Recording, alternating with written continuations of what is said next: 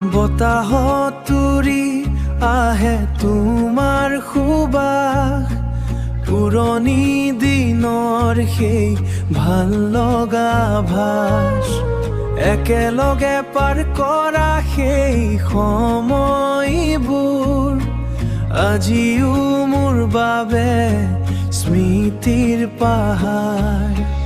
যদি কেতিয়াবা মনত পৰে মোৰ সেই নীৰৱ মৰম, উভতি আহিবা আকৌ এবাৰ, থাকিম সদায় মই তোমাৰ বাবে। মনত পেলাবা মোৰ বেদনাৰ চিঞৰ।